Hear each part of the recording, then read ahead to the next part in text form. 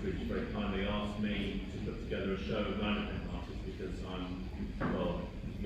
I'm a local Linoprint artist, and so the way that I did it then was I just literally looked on Instagram, which is a major driving force for sort of buying prints and sort of printmaking activity these days, and contacted some famous people, including Laura, and sort of and lots of them are really keen to do it because it's an opportunity, and you can't turn down an opportunity to make some work if you're sell some work rather if you're a working artist, because obviously you need to sell as much as you can.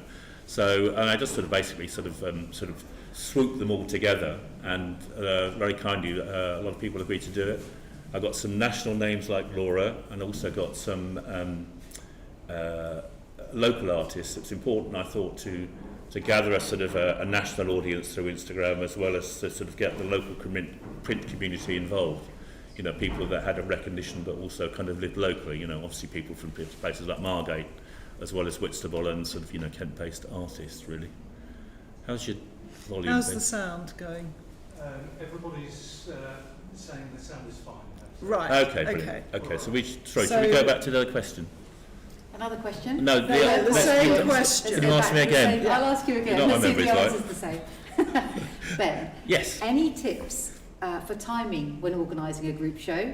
Does contacting the venue come first, or the artist, and is that a year before? I think I've just been explaining to the people in the gallery about some of the sort of thoughts around the first show that we did. I think, yes, organise a venue a year before, sort of sort your timing out. A lot of people organise shows in sort of before Christmas, avoiding organising shows in the height of summer because people are going on holiday. But we've sort of picked a spot that we needed to pick at the time for the Horsebridge, which is in the sort of around the February half term, which I think we've stuck to for all 4 liner cut shows, and that's a really kind of great time because people are kind of over Christmas and they've been paid at the end of January.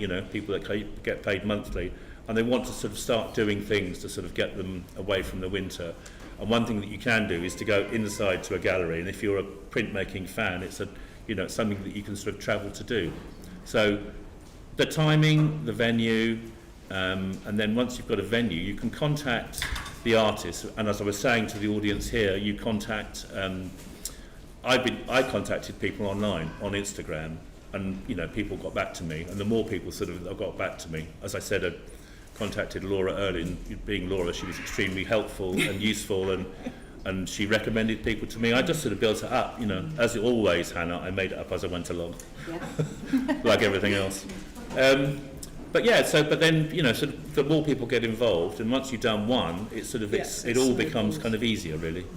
You just get a feel for it. About establishing a relationship with a venue as well, because we've worked together for years now, and that makes it very easy. But the challenge is a new venue, isn't it? And re-establishing those relationships. Since we were almost children, we've worked together.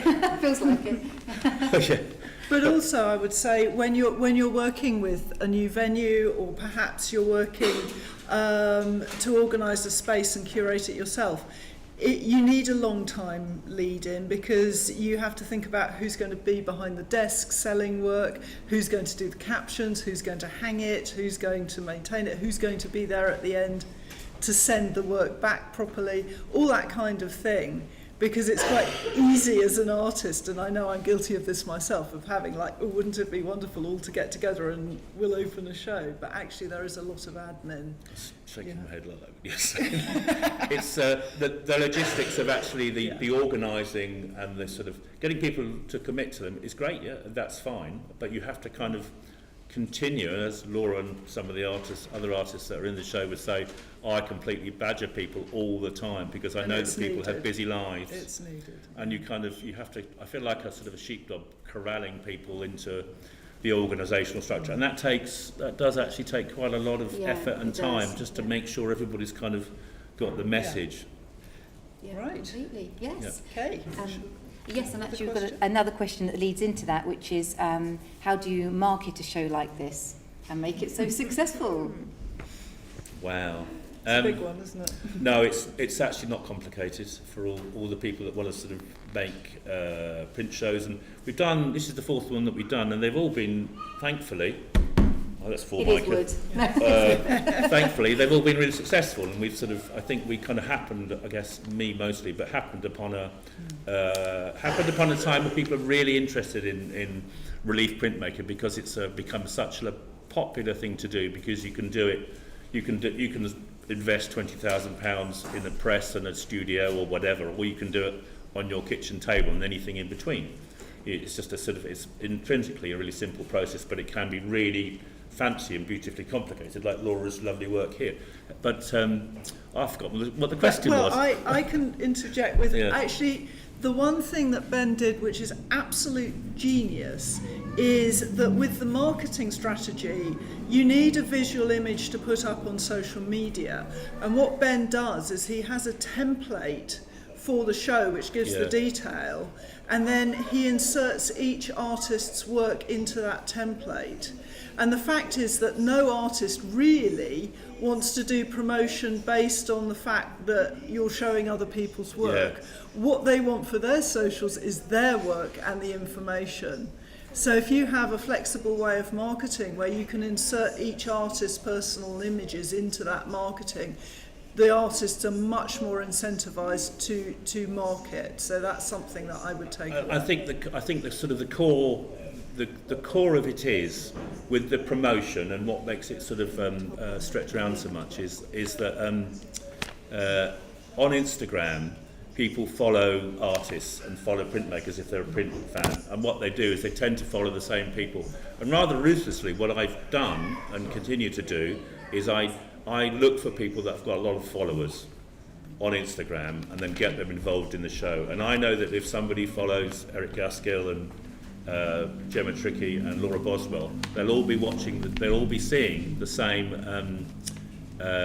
information with different artists, and they'll sort of understand that it's going to be a collective show with some of their favourite artists, and that works locally and nationally as well. And so that attracts a lot of people to see the show, and the branding is quite sort of strong and similar, and so you kind of people are being knocked over, hammering them over the head with the message, and it does work. Which is really important. You know, because there's so much sort of internet noise out there that sort of strong message kind of works. Keep it simple. Yeah. Has anybody in the audience got a question for us? Can I call on anybody in the audience? Yes, we've got one here. An art one, yeah. That's all right. Well, I was just sort of saying to you earlier, I know you moved to Scotland then, so about 2 years now? 2 years, I moved to Scotland 2 years and ago. I've noticed you work shifting more towards those kind of Scottish landscapes. Has it, I mean, it's amazing, by the way, and has that made a big difference to you in terms of... Okay, so in case you didn't hear the question, I'm being asked, my move to Scotland and relocating, has that affected my work? And what I would say is that as an artist, I've found that there are points in my career, and I'm sure other artists will say the same, where it's a point of change, where your art changes in some way. And moving to Scotland has changed my work because a lot of my work is based on just simply looking at stuff. I spend a lot of time just staring at stuff. And simply put, going up to Scotland and living there gives me time to look at things properly, whereas in the past I might drive up there for 3 or 4 days, take a lot of photographs, do some sketching, and then go home and work, and it's all been quite rushed. Now I have time to see how the weather is, how the light is, and just having that space has been a great luxury, and I think that's why my work has changed, and why I'm very engrossed with sort of water and land at the moment. So that's my answer to that one. Thank you. Well, there's a question that sort of follows on from that, and maybe the location has something to do with it, or perhaps not. But there is a question: has the way you sell your artwork changed over the years, perhaps since your move, and in particular, did the pandemic change the art market, in your opinion?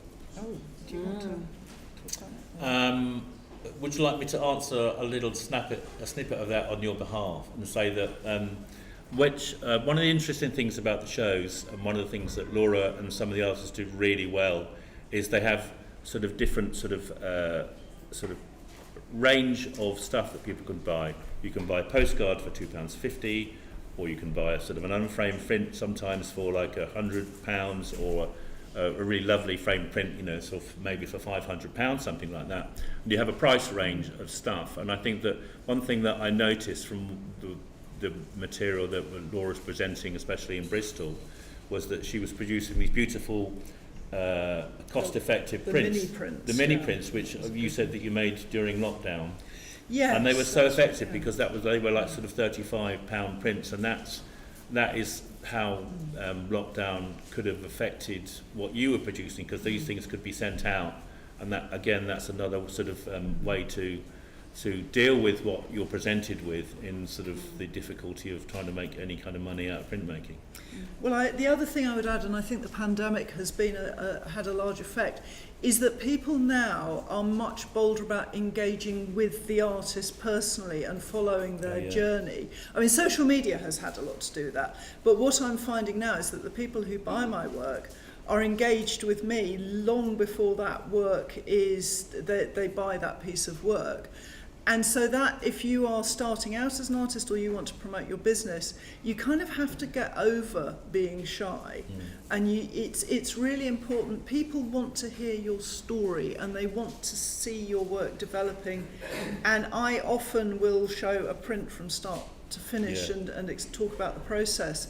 And I think for artists everywhere, that engaging with the people who enjoy your work has become so much more relevant. It's really important, isn't it? And it is important. And things like, I mean, yesterday I was here and I was sitting in the gallery just cutting, giving people the opportunity to understand what a print is and how it's produced is very important. And I think that people see stuff with the sort of the Instagram marketing, and it's all really Instagram driven because of the age bracket of the people that are going to see it. You know, sort of I in my head I have a target audience of a person who is, you know, a sort of a female art teacher who does some lino cutting, who is between the ages of about sort of 40 and 55.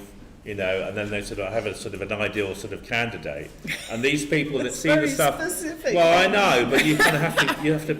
Okay, there are some other people similar to that, male and female, but they see this stuff online, and when you promote it online, and you say, actually, all these people that you love, they're all. You can actually go and physically see their work rather than just see it online, especially for people that are into print, because they actually want to sort of, you know, they want to smell the grease paint and see the, you know, see the article themselves. So, when given the opportunity to meet and greet the people that have been following online over a period of time, like you say, as well as see the artwork on live, it's really kind of, you know, really attracts them to come to the show. Had a guy come from Denmark last time. You did, yeah.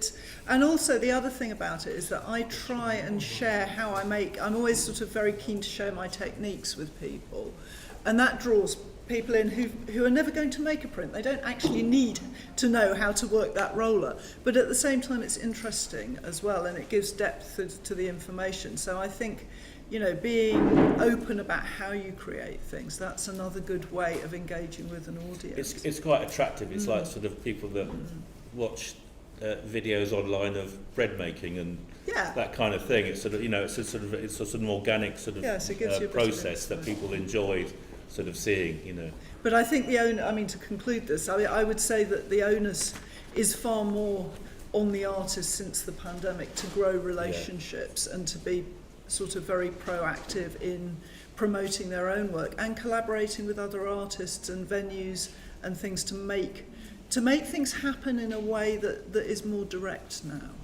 But the interest in specifically lino cutting during the pandemic, it just exploded with the pandemic and people being isolated, wanting to make art, and then also the connection it's a great with connectivity, activity, with the connectivity stuff and all these stuff that you can post yourself now. It's just, the interest has absolutely exploded. It really has. It has. And so there's a lot of artists out there of all creed and calibre. It's all right. I mean, obviously I know the pandemic has something to do with it, but why do you think lino print art is suddenly so popular? I know when I first started showing art, people used to say, I used to do that at school. Yeah. But I mean, that's quite a regular thing people so say. I think when I first started doing it, it's because of this. I was sort of working, doing graphics and doing stuff like that, and this was like sort of, I don't know, 15 plus years ago, before it became really popular. No, I didn't, and I was so bored. Because when I was younger, I was like cutting and making, but no, I was so bored of using Photoshop and Illustrator and InDesign all day. And people would, and I've had other designers who said that. I'm so sick of screen stuff. I want to do something kind of with my hands and be creative rather than just let the computer do it all for me. And I think that's part of it as well. And I think fashion, there was a craving for sort of mid-century design, and with that came a lot of graphic references, lino cut. You suddenly saw them on book covers all over the place. Yeah. There were people like Angie Lewin, whose lino cut prints became immensely of the moment. Yeah. She was in our show last time. She was indeed. Yeah. And that sort of generated an interest in lino as well. So I think fashion had a certain place. Just a sort of sweet spot in time, I think, for the process. Well, just to carry on from that, one of the questions here is, how do you see AI impacting your work? Ooh, I would. I don't know. Yeah, go on.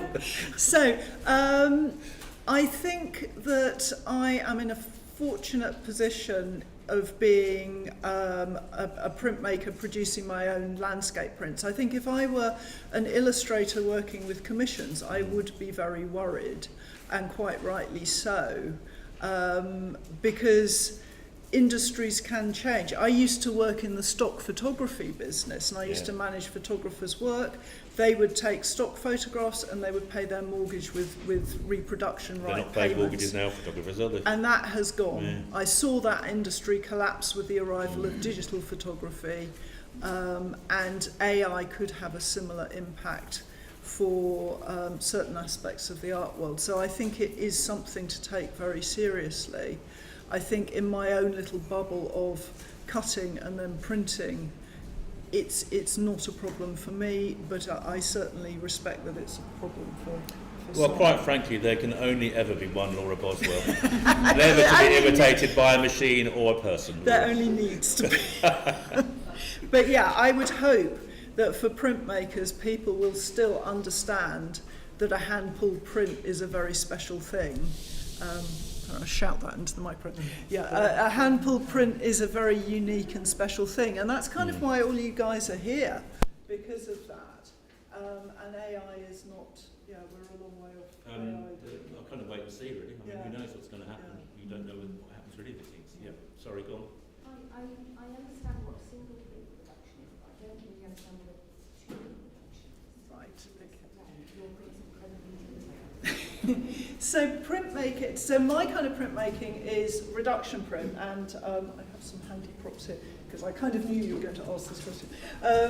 So when I print a lino cut, it all comes out of the same block. If I'm doing a single print, reduction print, I'll have a piece of lino, I'll cut and print and cut and print. So as I print, I'm cutting away at the lino, and by the end of it, all that's left is the darkest colour, and I've destroyed the rest of the block.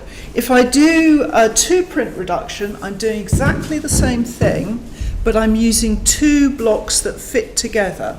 So I have here, and I don't know if you can catch that on the camera, Ben, or whether the light's reflecting too badly off it. We have just the camera just the camera in the front. So if I tip that like that, can you see it now? Is that good? So with this print, what I wanted to do was to maintain neutral colours in the tree, the stone wall, and also the blue of the bluebells. So I really wanted those colours to hum against the green. And the price you pay with reduction printing is that you're layering up the inks one on top of the other, and so you can lose that brilliance and specificity of the colours. So I had a different block for the bluebells, the stone walls and the oak tree, and those pale spray of leaves in the front of the print. And so that meant that I was able to cut that block as a reduction, so cutting again at that block and fitting it like a jigsaw into the rest of the greens without it affecting the colours. So I don't do that very often, but I do it occasionally, and this is another example that I pulled where I've used a wood block and a lino cut together to insert another block into the picture, and it just gives you a bit more flexibility. So it's a little bit complicated to do, but it's worth it to keep the colours separate or to introduce a different texture into Don't the give print. away your secrets. AI is watching. I have Laura. no secrets. AI's just recorded all of that, Yes. and it's on it already, probably. Yeah, I don't know. probably. That's okay. It'll have my fingers in the picture though, where I've been holding it, so that'll be all right. Yeah. Okay. Well, we have a question come in from live from on YouTube. Oh, yeah, okay, good. Okay, from A. Davison, which I hope I've pronounced correctly. I go to life drawing classes and do quite a few watercolours and ink drawings. I'm thinking of doing some of them as prints. What do you think, and would there be a market for it? This is for you, Laura. Oh, crikey. As for a market for life drawing, I would imagine that there might well be. If what you need to think about if you're going to go into print is whether you want to keep that original feel of the splashiness of watercolour and the directness of the drawing, or whether you like the idea of moving into the more graphic language of print. So I would spend some time thinking about exactly why you are going into print and how you are going to manage that. And I would take advantage of the fact that you're at the beginning of this journey and start social mediaing it. Wouldn't you think? Yes. Well, it's Take people on that journey with you. That's how to grow an audience. it's interesting because the comment was about sort of, you know, if I do this, am I going to be able to sell it? I mean, are they producing the artwork to sell? I mean, is everybody that produces artwork now, is everybody doing it to sort of try and make a living, some money, or they're doing it because they enjoy doing it? Because, as I'm sure Laura will explain in full, to make it really work, it's a hard job. It's a full-time job, isn't it? More than a full-time job. I mean, you're here on a Sunday having to sit and listen to me drone on and come all the way down from Scotland to do it. And it's to make a living, you have to do all the stuff. You have to run workshops. You have to sort of promote yourself. You have a YouTube channel. You have to, and you know, obviously, you and Ben have got this fantastic equipment where you sort of make videos, as well as, you know, sort of you have to sort of travel to places to exhibit. So it's you can be somebody who just wants to sell the odd one online, but are you talking about a £5 Etsy print, or are you talking about something that's £800 that you want to sell online or from a gallery? So you've got to kind of really work out where you are with it, because it's quite complicated and it's hugely competitive. And there's some brilliant people out there, and in here in the gallery sale. What I would say is it doesn't have to be like full-on business. I never had a business plan. I would like to make that perfectly clear. Yeah. But what I did feel was that I didn't want to make art that I just put in a drawer. Yeah. And my lovely family, to be well, actually these days they're just like, oh, there's another Linoprint. But at the beginning they were wonderfully supportive, so I was never going to get any negativity from them. And what I wanted was to put my work in front of people who actually had to get their wallets open and pay for it. I was looking for that kind of endorsement rather than a living to make. So I started small. So there's nothing wrong with not wanting to sell your art, just as there's nothing wrong with selling art to a few friends at a Christmas bazaar. That's all valid stuff. If you want to make a living at it, then you can develop skills along the way, but you really, really have to want to make it. You have to be the sort of person... It's a big commitment, isn't it? It is. It's the sort of... You need the kind of passion that you have to be dragged screaming from the workshop to do it. And my husband will vouch for the fact that he's always dragging you screaming from the workshop. Well, he's always like, are we going to eat tonight? You know, and I think you need that kind of... People say, oh, you must be so patient. That's not what you need. You need absolute drive to do it and to keep It's all the things, like self-confidence. Yeah. Following on from that, there's a question here, which is what percentage of your own work do you do in time for your own artistic satisfaction? None. No. Me either. No, I think the thing is I do go off on experiments, and I draw and I paint and I do stuff I know that I will never sell, but it's for it'll be for marketing, so it'll be stuff I put out at an open studio for people to see how I work, or that I always have some reason to do it other than it's just for me. Yeah, I knit and sew for me. That's what I do. I'd like to also answer that question. Although I've made lots of Linoprints, I've sort of explored all the different things, ways that you can use sort of the commercial art process. Trained as a designer, graphic designer, worked in web design and satellite TV. Done all sorts of different things. Run lino cut workshops. Also spent quite a few years training and working as an art therapist in the NHS. And at the time, I thought, well, sort of doing all art is a waste of time. Apart from this, where people are using it as a therapeutic process. But I thought, well, this is the only reason to do it. But there are many different reasons to sort of do the creative stuff. And now I just think, I will do something. Somebody pays me to do it. So I do illustration work, and I do, sort of various design work, and just whatever kind of, whatever is. That's my motivating force to do it. But I think each to his or her own. And there's all degrees of sort of you can maybe sell a print for 50 quid, and that's the only thing you want to sell in a year, or maybe you can be fully devoted to it.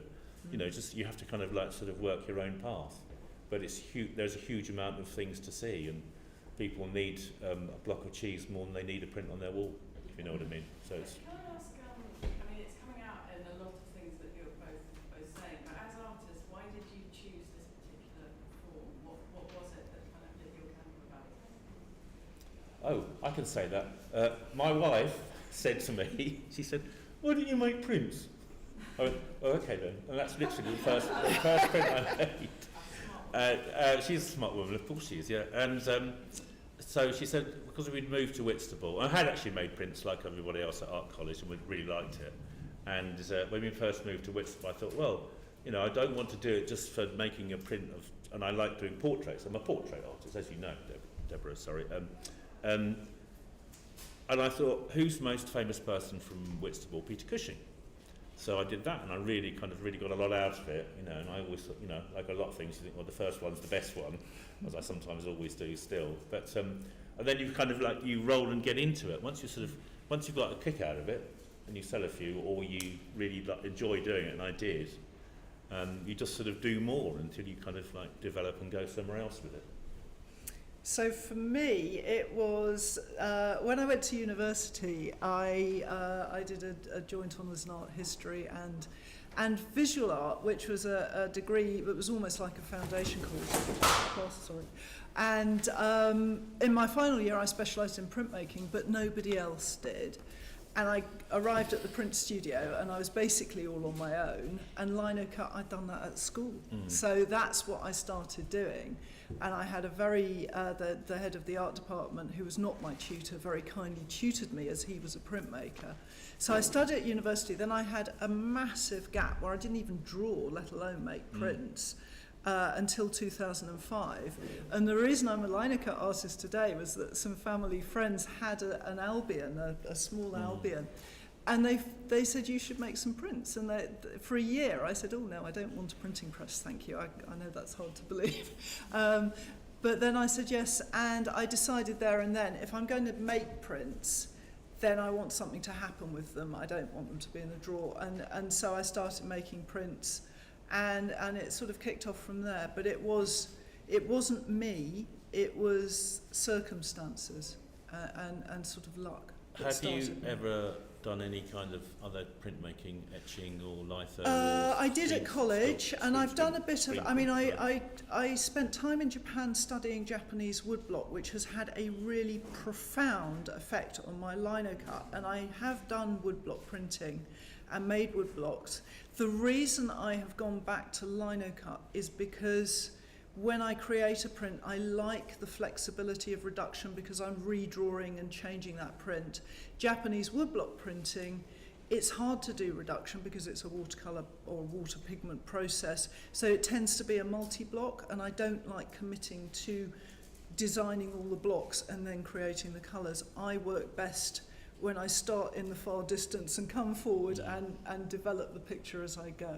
So that's why I work in lino. Yeah, but Japanese woodblock I spent a lot of time working with, and I do dabble in other things as well. But you know, lino's what I'm fluent at, so I don't. And you're very good at it. Thank you. I try. Well, one of the questions here, in fact, is from someone who says they struggle with their identity and their style. So do you have any tips on, on how you really can be confident in your style and how you promote that? Oh yeah, I outwardly? think confidence is the word Yeah. that kind of hits the nail on the head. You kind of have to do it and sort of go with the flow, really. I think take the process and do with it what you want. I mean, you know, we all struggle with confidence in kind of various areas, but it's okay. I mean, if it goes wrong, it goes wrong, and you can just do it again. I mean, it seems to me you just carry on, and you're sort of developing you'll develop your own style, or not. Does it matter? But as long as you're enjoying it, or you're getting something out of it, or you're earning money, the more you do it, the more it'll sort of find its own form. You know. Art therapist answer. What I would say about it is there are a couple of things that can kind of help you on your way. The first one I would say is that when you are looking at anything, whether that's a print on the wall or a landscape or somebody's curtains, and you see something you like, always ask yourself, why do I like that? Do I like the colour? Do I like the shapes? Do I like the line? And if you keep a kind of mental inventory of what floats your boat, it can start to build you a kind of idea about what it is that you are interested in. The other thing I would say about it is you have to find what you're passionate about, and that may be deeply unfashionable at the time. I mean, there are lots of places where saying I do reduction prints of figurative landscapes goes down like a lead balloon at the moment. It's not very fashionable. Isn't it? No. I wouldn't know. I don't know. What do I know about fashion? But yes, you may find something that is not particularly viable, or you feel it's not the zeitgeist of the moment and I should be doing pictures of this because I know they will sell. But the fact is that what sells is your passion and your fascination. And it doesn't matter whether you're a printmaker or a painter or anything like that. If you are gripped by what you do, It's going to that make your will work come better, out isn't it? in the artwork. Yeah. It's So practice and inspiration. it's one of those rare occasions when it keenness to do really is all about you. Yeah. And you need to really embrace that and run with it. And Yeah. I think and you can only do you. You know, it's sort of, you don't want to be doing kind of third-class rip-offs of somebody Pastiches else. of or somebody else's it never work. really works. You But can be do influenced by yeah, them. So absolutely. this is the art thing. This is what Absolutely. people Well, that's do. why I share my Part of the technique, because I process. Yeah. sincerely hope people Yeah. will take those techniques and use them to their advantage. So yeah, it's all about you guys. Yeah, that's what I would say. Is there a question? Really on the back of some of the questions, of all the various techniques and mediums available, whether it be oils or whatever, we're here obviously in respect to print making, and I wonder what was the distinctive aspects of both, either what's finally produced or maybe the process, which is, I was going to say condemned you, but led you to the position of settling on printmaking. For me, I like, because I trained initially in graphic design, then illustration, so I have a sort of an eye for graphics and bold imagery, and so if you're doing liner cuts, a bit like maybe somebody like John Pedder, or again this fantastic new guy that we've discovered, Kester Hackney, who lives in Deal.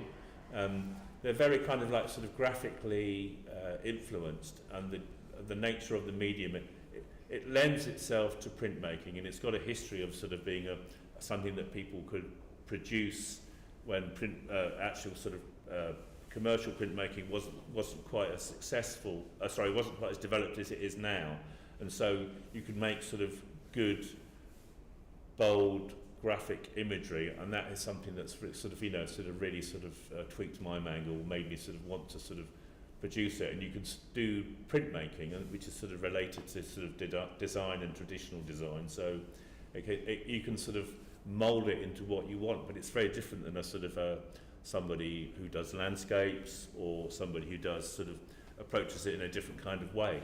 You know, and the medium is kind of flexible enough to sort of absorb different kind of ways of thinking, you know. Yeah, I think for me, I like the fact that it's a translation of of drawing.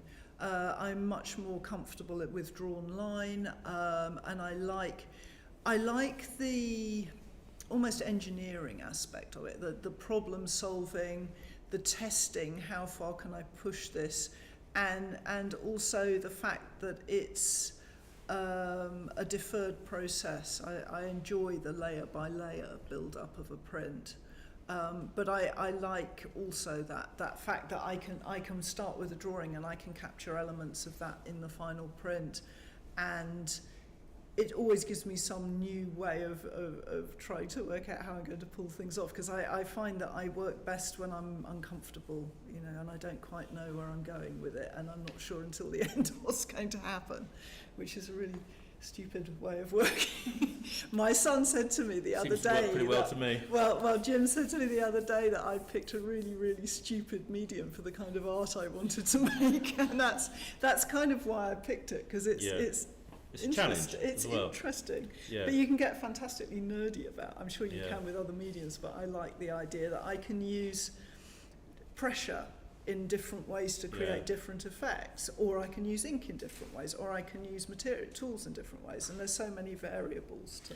I think with the liner cut Go stuff with. again, you know, so going back to sort of there's different ways to approach it. You could be like John Pedder or Sean Star Wars, and you could make a really kind of like it's so smashy, bold, simple, sort of graphic image that is really kind of quite sort of vibrant. You can see that with liner cuts and wood blocks sort of through history. It's a simple, you know, revolutionary art in, you know, sort of various different parts like Mexico and other places where that was the only way they had to make sort of posters, whether they were simple or complicated, was to sort of cut things out and to make relief prints, and they could do it.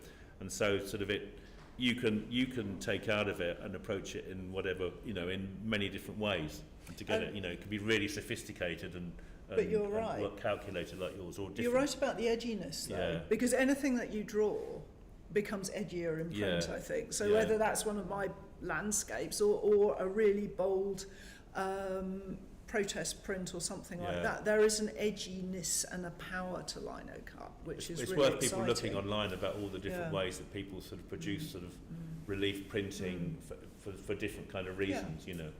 So it's what because Yeah, on that, I just wonder if you could say something about colour, because I'm really familiar with the kind of, you know, Yeah. bold graphic postery styles, but I'm really noticing how much layered colour and subtle colour there is. Yeah. And whether that's like a development in the technology or just people pushing the process more, like...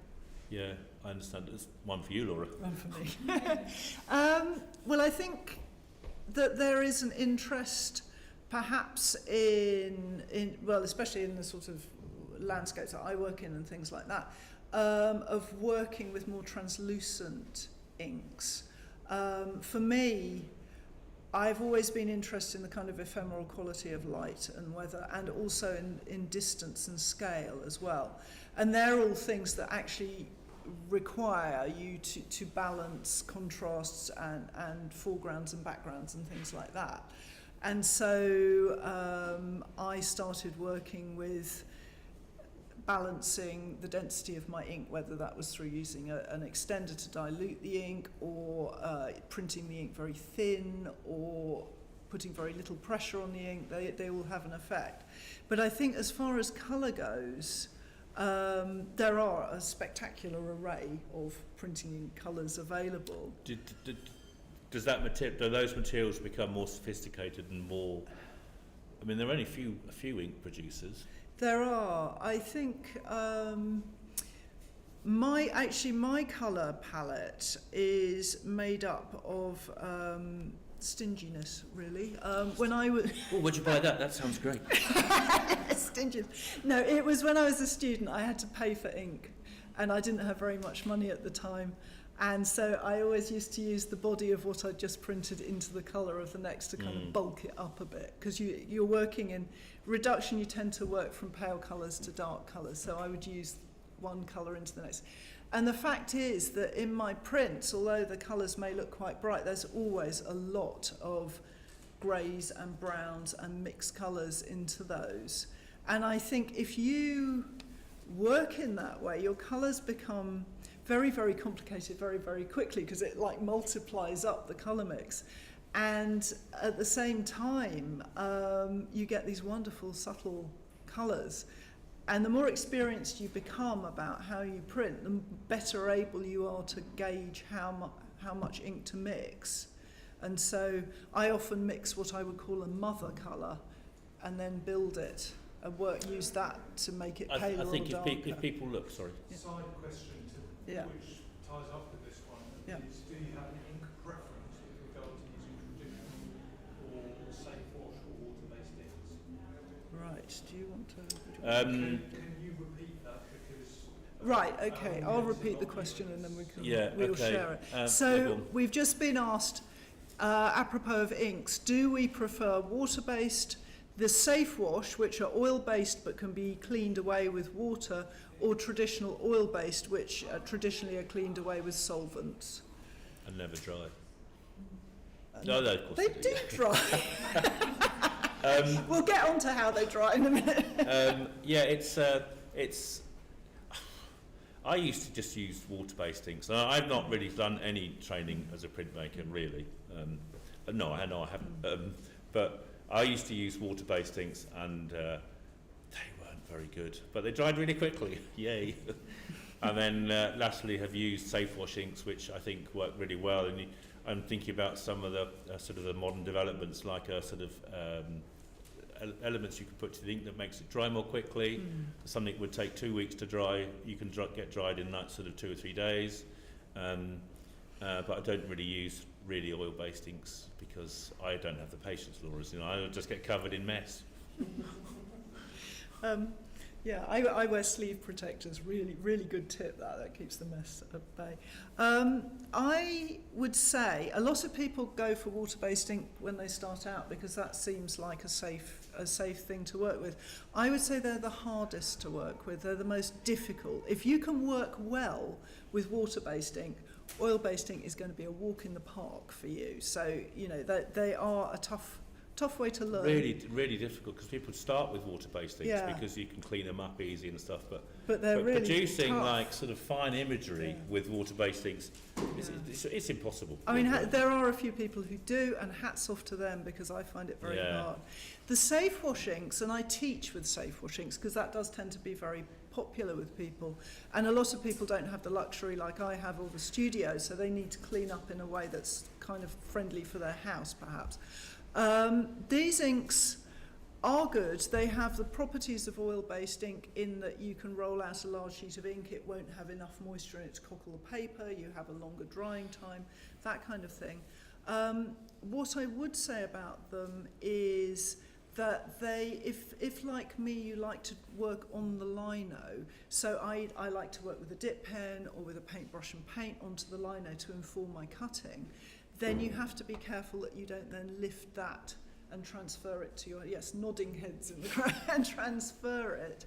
Got to get your Sharpie on your print, haven't you? Yeah. So that can be a little bit of an issue with them. I find them quite soft to roll out and to manipulate because I'm used to oil-based inks. But for a lot of people, they're a really, really good and effective solution. Traditional oil-based inks are the most forgiving to work with. They're the easiest, in my opinion, to work with because you can, as long as your marks on whatever you're working with don't interact with oil, so if they're water-based or you use a Sharpie or you use Indian ink, or acrylic ink, they're not going to transfer to your print. The block I showed you just now was stained pink with acrylic ink. That's not going to transfer to my print. So it's much more forgiving from that point of view.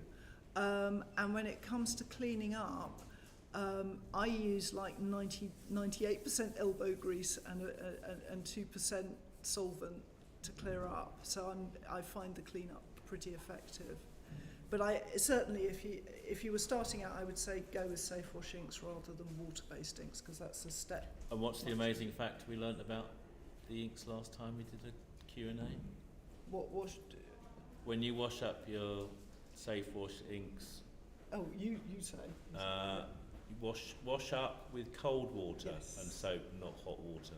And wash your hands in cold water, because your skin will be a lot better for it. Yeah. That was Michael Crane from Cranfield Inks was Yes. pointing out trouble with Or skin. Mr. Cranfield, as I introduced Mr. him as. Cranfield, yes, pointed out when you're washing up, try not to wash your hands too often and don't use hot water, Yeah. and you will get a much nicer. You won't There are get a those few dry things that you kind of learn and you go, oh, well, those Oh, we should mistakes have say been making dryer for anybody who's wondering about dryer.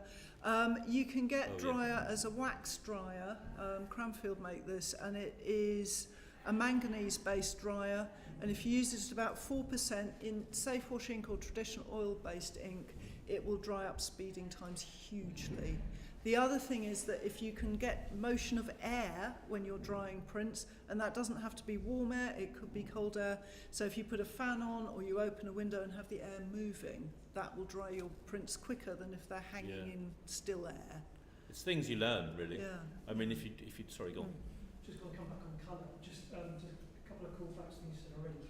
I'm a pandemic printmaker. So, Yeah. and I came here in the 22 show, and the first time I'd seen a lot of stuff. My nose was quite glass. Yeah. It helped me a lot. Can we pause you just for a second so we can get the microphone? Okay. Hello. Hello. Speaking to the mic. Sure. So I'm one of the pandemic printmakers you were referring to earlier Yeah. on, and I came here for the second show in 22 and learnt a lot just from nosing against it, and I've done a lot of reductions since.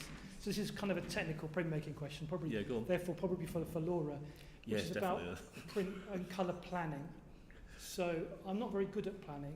I tend to try to mix inks on the fly during a reduction, which is like terrifying, because if you get it wrong, you're screwed. Technical term. Do you do a lot of pre-planning in terms of building out a palette and writing down, like, weights or approximate measures before you start, which would be like the sensible thing, and I'm hoping you do that? Or do you use an eye you developed over a bunch of years to do it on the fly, which would be a bad answer for me because I can't do that? Right, okay. No pressure.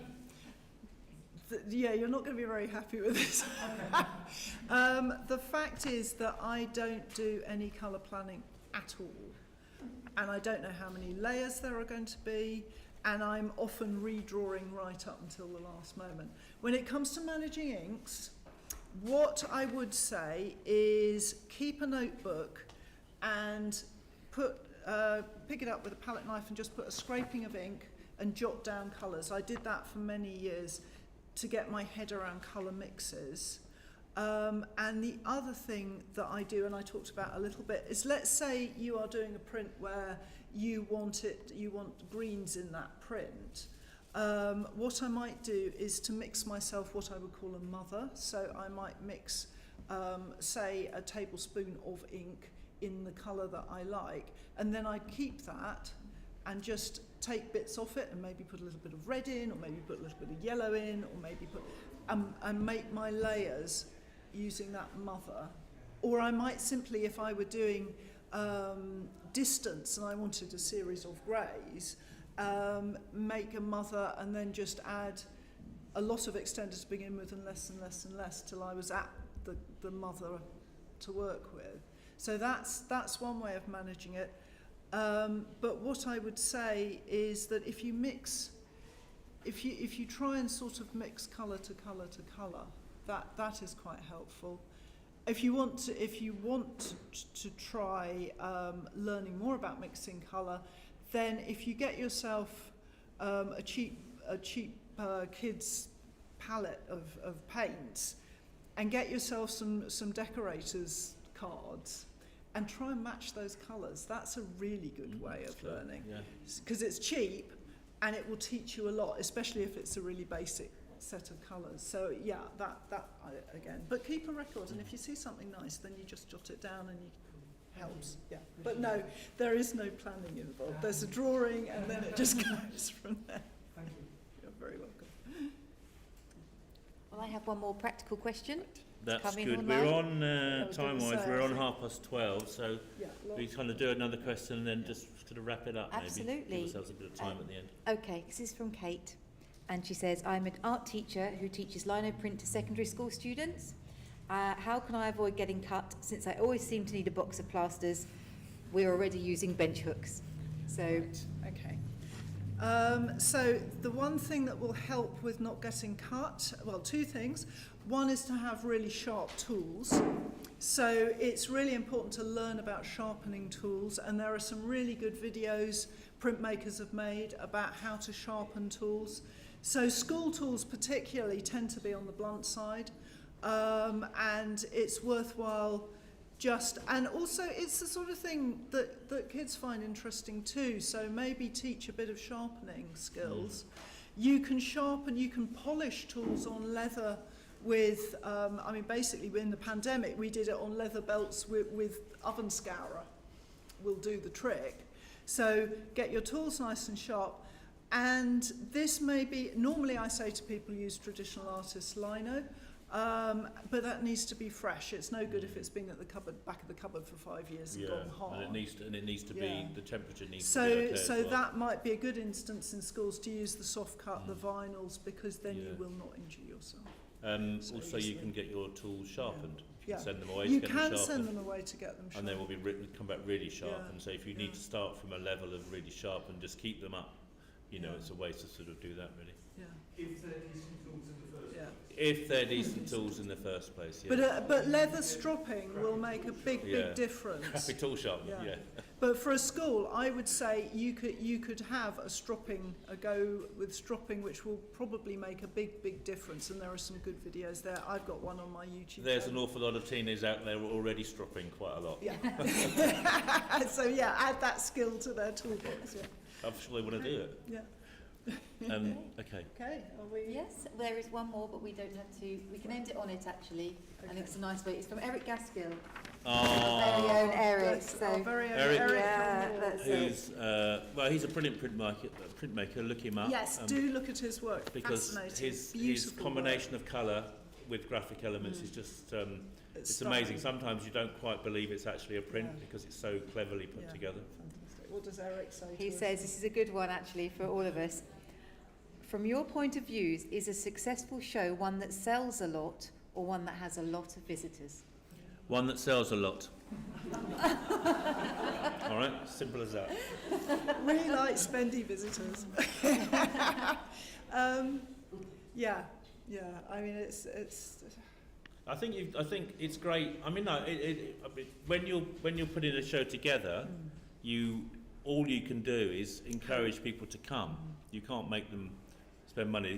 There might have been a tax rise a week before the show, and nobody wants to buy big prints, so you're not going to make so much money. But all you can do is artists have to drive live, people to the show and see what happens. What I would say is it's worth bearing in mind that art has to be financed in some way, but artists have to pay bills, and it doesn't mean people spending lots of money necessarily, but we're always keen to have sales simply because it keeps the machine rolling. Yeah. If nobody paid for it, it would go. I certainly, if I didn't sell, I wouldn't make prints. An artist should make expensive prints, cheap prints, cards. Yeah, it should be tea available towels, whatever. at lots of different price points, and I think in this show it's a very good example of that. Yeah, absolutely. So, That's there we good. Okay, so thank you, Laura. thank you, Ben. So Thank you, audience. Thank you, very audience. much. Oh, hang on, one last quick question. Very last Sorry. question. Have you booked the Horsebridge for Linoprint 5 for next year? Early Who days. knows? Early days. Who knows whether that's going to happen? Yeah. Let's get As you over know, the- I've got a lot of other Get over commitments. the trauma of this one. But the show is on until the 23rd of February, and it's open every day 9 to 5, and Sundays 10 to 4. There's an awful lot to see, an awful lot to buy. And also an awful lot to learn. So Yeah. do come. Yeah, it's very varied artwork for some brilliant artists. They've been really kind to submit their work. So yes, And thank you very much. much to everyone for joining Yeah, us. thank you very much.